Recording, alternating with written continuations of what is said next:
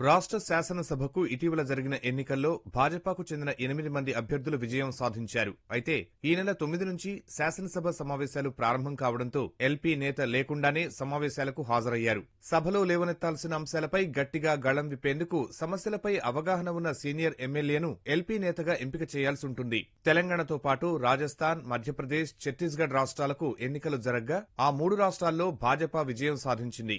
ఈ 3 రాష్ట్రాల ముఖ్యమంత్రుల ఎంపికలో నిమగ్నమైన జాతీయ నాయకత్వం తెలంగాణ ఎల్పీ నేత ఎంపికపై దృష్టి కేంద్రీకరించలేకపోయింది. రాజస్థాన్, మధ్యప్రదేశ్, ఛత్తీస్గఢ్ రాష్ట్రాలకు ముఖ్యమంత్రుల ఎంపిక ప్రక్రియ ముగియడంతో తెలంగాణపై అధిష్టానం దృష్టి పెట్టింది. పార్లమెంటు సమావేశాలు ముగిసిన తరువాత శాసనసభాపక్ష నేతను ప్రకటించనున్నట్లు సమాచారం.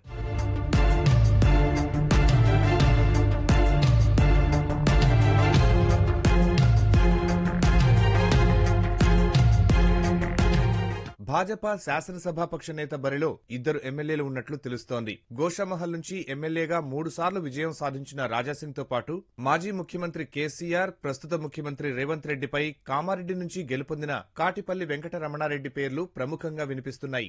రాజాసింగ్ కు గత శాసనసభలో ఎల్పీ నేతగా పనిచేసిన అనుభవం ఉంది. పార్టీకి విధేయుడిగా ఉండటం, 3 సార్లు వరుసగా విజయం సాధించడం రాజాసింగ్ కు ఉన్న అనుకూలతలుగా చెప్పుకోవచ్చు. రాజాసింగ్ ను ప్రతికూలతలు కూడా వెంటాడుతున్నాయి. తెలుగు భాషపై పట్టు లేకపోవడం, హిందుత్వ ఎజెండా గోషామహల్ నియోజకవర్గానికి మాత్రమే పరిమితం కావడం, గ్రామీణ స్థాయి సమస్యలపై అవగాహన లేకపోవడం వంటి అంశాలు ఇబ్బందిగా ఉన్నాయి.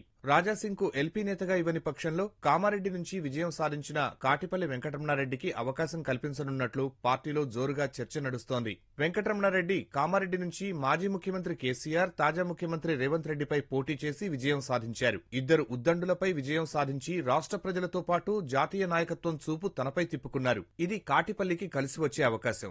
గతంలో జెడ్పీ చైర్మన్ గా చేసిన అనుభవంతో పాటు మోదీపై తనకున్న అభిమానం అంతా ఇంతా కాదు.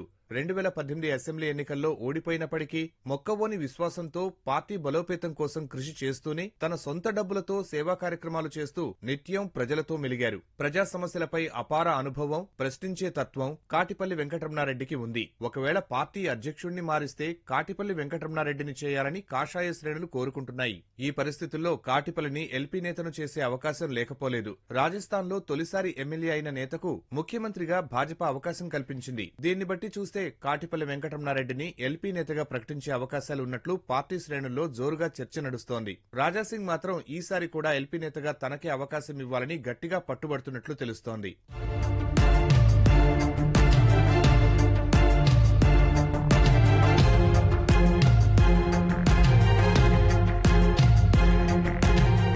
పార్లమెంటు ఎన్నికల్లో తెలంగాణ నుంచి అత్యధిక సీట్లే లక్ష్యంగా పెట్టుకున్న భాజపా ఎల్పీ నేత ప్రక్రియను ముగించాలని భావిస్తోంది. పార్లమెంటు ఎన్నికల్లో విజయం సాధించాలంటే శాసనసభలో ప్రజా సమస్యలపై గళమెత్తే సమర్థవంతమైన నాయకుడు అవసరం. అందులో ఇప్పటికే భాజపా భారస ఒకటేనన్న వాదనను ప్రజల్లో నుంచి తొలగించి భాజపాపై విశ్వాసం కల్పించడం ముందున్న కర్తవ్యంగా ఉంది. ఈ పరిస్థితుల్లో ఎల్పీ నేత కూడా అనేక సవాళ్లు ఎదుర్కొనాల్సి ఉంటుంది.